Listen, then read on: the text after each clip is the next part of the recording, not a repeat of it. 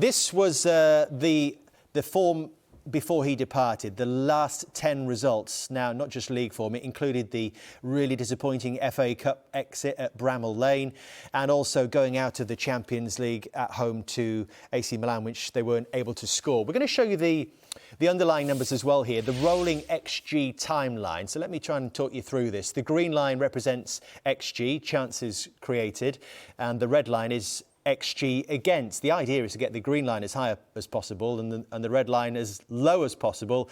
And you can see the line where Conte was appointed, and you saw that impact straight away. Big increase in the XG4 and the drop in the XG against. There was a lovely gap between them until recently, until that reverse fixture against Everton in October, when these lines started to merge and that form slipped away, which tells us, for everything, all the reasons we think he's been sacked, the form was going away, Gary. Yeah, but that form coincides with the mood and the absence of Conte. Conte was always going to do very well at Tottenham. He was going to achieve what they wanted to achieve, and then he was going to stink the place out towards the end. That's what he does, and that's why I didn't want him at Manchester United, because he has a track record of doing it. What's been happening in the last couple of months is just almost like a confrontation that wasn't needed. They're third, fourth in the league. They could have gone third if they'd beaten Southampton a couple of weeks ago.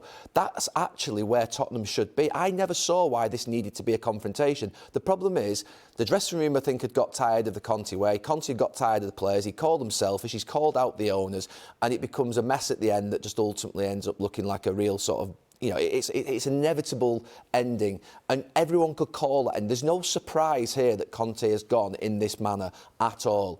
And they're still in a good position. He'll go to his next interview, he'll say, I got Champions League football and I finished in the top, and I left them in the top 4. That's what he'll say. He'll say he's done a great job. But the reality of it is, they're picking up the pieces now over the last, obviously Tottenham are picking up the pieces of basically the last month of the season with his number 2. But he did go down with a parting shot, didn't he? And he talked about the players being selfish and said they don't want to play under pressure. Did he actually have a point? He will have a point with certain players, but you wouldn't accuse Harry Kane of that. And to be honest, a lot of the time, I think it's lazy punditry to say Tottenham, Spursy, lazy, they'll never do this, they'll never do that.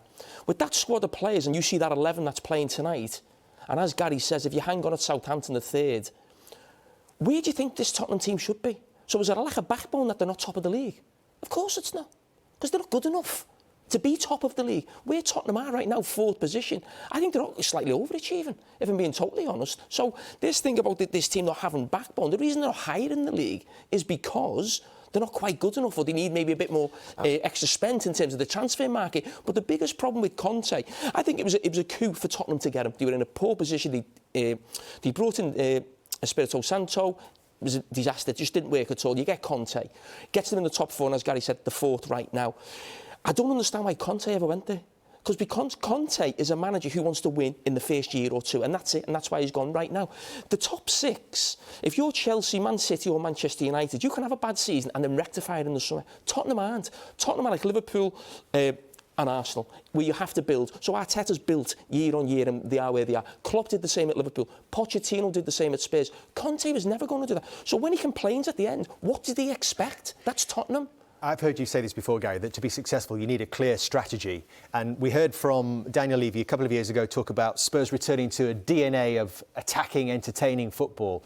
But he appoints Mourinho, Nuno Espirito Santo, and then Antonio Conte. Can you be successful if there is not proper alignment within that? I'd say Daniel Levy's decisions in the last 3 or 4 years have been driven by the fact of the desperation and need, because of the stadium debt, because of the training ground investment. They've got the best training ground in the country, in my opinion, and they've got the best stadium in the country. But that's cost a lot. So he needs to get into the Champions League, which means he's gone for ruthless, hard-nosed killers when it comes to managers like Mourinho and like Conte. But for that, there comes suffering as well. The players in that dressing room have got to show a siege mentality off the back of. They've just been called selfish.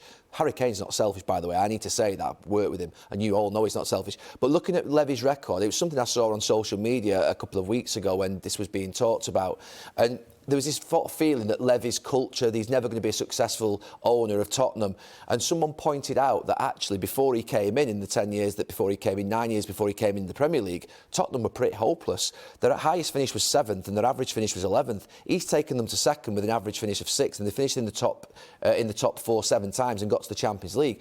The big problem is that major trophies, They just want a little bit of a cherry now and then. They want a FA Cup. And they want to watch good football, They want to watch don't they? good football. But to be fair, under Harry Redknapp, under Maurizio Pochettino, it was fantastic football. It was my first few years at Sky. It was brilliant football. It was energetic. It was high pressing.